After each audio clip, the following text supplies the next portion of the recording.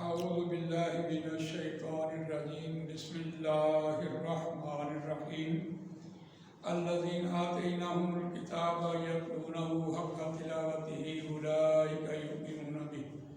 ومن یکفر بہ فاولئک هم الخاسرون صدق اللہ العظیم رب اشرح لی صدری ویسر لی امری واحلل عقدۃ من لسانی یفقہوا قولی اللہم ارنا الحق حقا وارزقنا اتباعہ وَأَرِنَا الْبَاطِلَ بَاطِلًا وَارْزُقْنَا اجْتِنَابَهُ آمین یا رب العالمین۔ یہ آسان عربی گرامر قرآن مجید کو سمجھنے کے لیے تعلیم حق یوٹیوب چینل کے ذریعے آپ تک پہنچائے جا رہے ہیں اور انتہائی مختصر، جامع اور آسان۔ آج کا جو ہمارا لیسن ہے وہ ہے فعل کا استعمال۔ فعل کا استعمال۔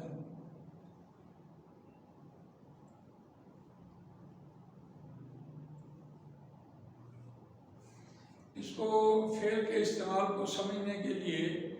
ہم نے اس سے پہلے جو عنوانات آپ کو پڑھائے تھے، فعل کے اعتبار سے مادہ تھا، پھر وزن، پھر فعل کی تعریف،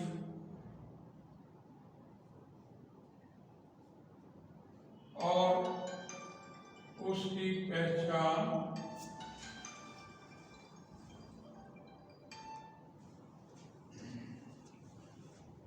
فعل کی تعریف اور اس کی پہچان کے بعد ہم نے آپ کو ایک گردان متعارف کروائی تھی، اور گردان میں ہم نے دیکھا کہ اس گردان سے ہم نے کسی بھی وزن کا نام نکالا اور اس کو ہم نے کہا یہ سیگا ہے۔ گردان میں ہم نے دیکھا، گردان سے ہم نے ہر فعل کے اوزان کو پڑھا، فعلا، فعلا، فعلو، فعلت، فعلتا، فعلنا،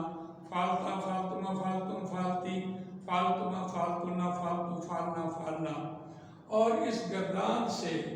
ہم نے جو فائدہ اٹھایا، سب سے پہلے ہم نے کسی بھی وزن کی آواز اور پھر اس کا نام اور پھر ہم نے اس کے معنی سیکھے، اور اس معنی کو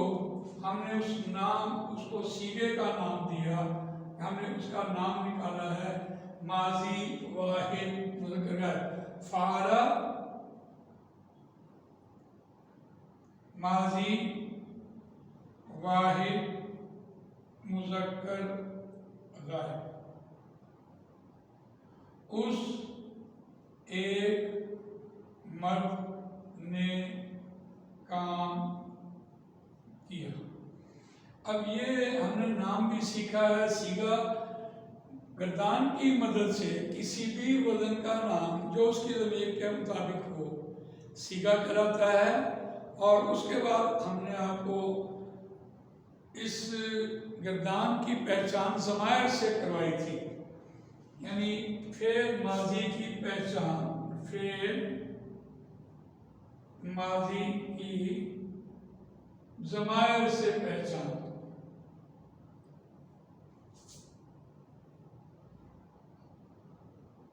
ہم نے دیکھا کہ جب ضمائر کی بات کی تھی تو جیسے ہم نے کسی اسم کو استعمال کرتے وقت اس کے ہم نے دو گروپ بنائے تھے، اسی طرح ہم نے ضمائر کے بھی دو گروپ بنائے تھے۔ ضمائر میں ہمارے پاس دو گروپوں میں دیکھیے متصلہ، مجرورہ، علیحدہ آنے والی اور جڑ کر آنے والی دو ضمیروں کے چارٹ تھے، ہوا، ہم، یا، ہنا، انتا، انتما، انتم، انتی، انتما، انتنا، انا، نحن، نحن، ہم، ہنا، کاکما، کم، کیکما، کنا، یا، نانا۔ اس ضمائر کے اس چارٹ میں ہم نے آپ کو یعنی علیحدہ آنے والی ضمیریں اور جڑ کر آنے والی ضمیروں میں یعنی حالت فاعلی اور مفعولی اور اضافی، ان ضمیروں کو ہم نے متعارف کروایا۔ علیحدہ آنے والی ضمیریں فاعلی حالت میں استعمال ہو جاتی ہیں، مفعولی حالت میں استعمال ہو جاتی ہیں، لیکن جڑ کر آنے والی ضمیریں فاعلی، مفعولی اور اضافی تینوں میں استعمال ہو جاتی ہیں۔ جب ہم نے جڑ کر آنے والی ضمیریں اضافی حالت میں پڑھی تو مرکب اضافی وجود میں آیا کتاب ہو کے حوالے سے، اور جب ہم نے علیحدہ آنے والی ضمیر فاعلی پڑھی تو کسی اسم کے شروع میں آنے والی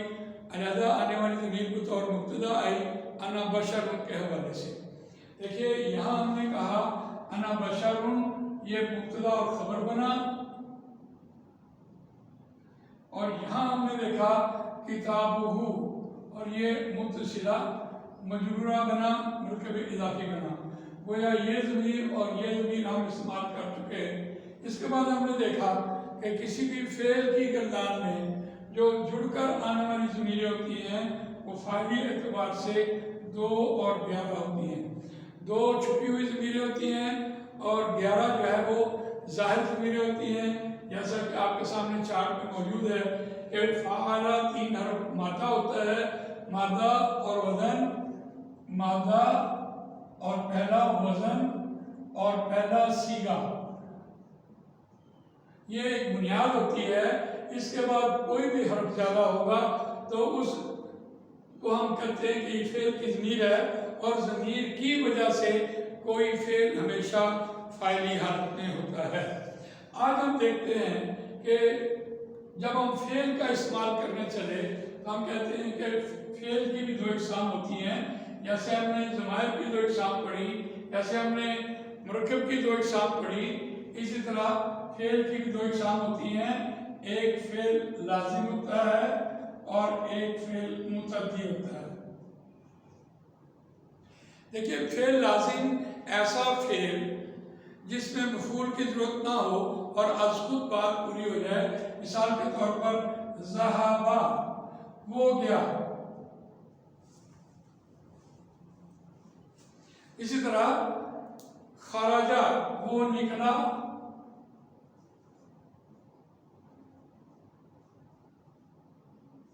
اب یہ جو آپ کے سامنے مثالیں ہیں یہ فعل لازم کی مثال ہے، لیکن فعل متعدی کی طرف جب ہم جاتے ہیں تو ہم دیکھتے ہیں کہ اس میں مفعول کی ضرورت ہوتی ہے۔ ہم نے کہا کہ مفعول کے بغیر کوئی بات مکمل نہیں ہوتی، ہم فعل لازم کو فعل یعنی بات از خود پوری کرتے ہیں اور اس میں مفعول کی ضرورت ہوتی ہے، جیسا ہم کہتے ہیں ضربا حامد محمودن۔ اب دیکھیے اس میں ضربا فعل ہے، حامد اس کا فاعل ظاہر ہے، اور اس کے بعد ہم دیکھتے ہیں محمودن یہ مفعول ہے، اور اس کو ہم کہتے ہیں یہ مفعول بہ ہے۔ تو بہرحال اس اعتبار سے ہم نے دیکھا کہ متعدی ایسا فعل جس میں مفعول کی ضرورت ہو تب بات مکمل ہوتی ہے، اور فعل لازم ایسا فعل جس میں از خود بات مکمل ہو جائے۔ لیکن اب ہم دیکھتے ہیں کہ ان ضمائر کے اس چارٹ میں سے ہم یہاں کون سا فعل استعمال کر سکتے ہیں جب فعل کے ساتھ یعنی فاعل ظاہر یوں سمجھیں کہ ضربا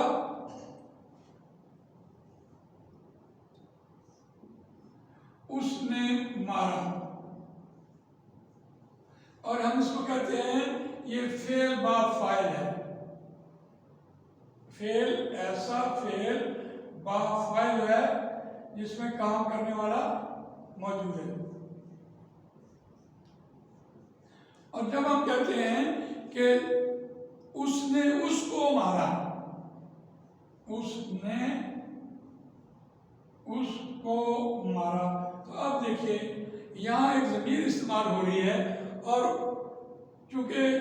اس نے مارا، چلیے اگر ہم کہیں ضرب حامد محمودن، اگر ہم یہ کہیں کہ حامد نے اس کو مارا تو مفعول جب استعمال ہوگا تو پھر اس کی جگہ پر اگر ضمیر آئے گی تو ہم کہیں گے ضربا اس نے مارا ہو اس کو۔ اب دیکھا ہم نے کہ فعل کے ساتھ جڑ کر آنے والی ضمیر جب بھی آئی وہ مفعول بہ بن کے آئی ہے۔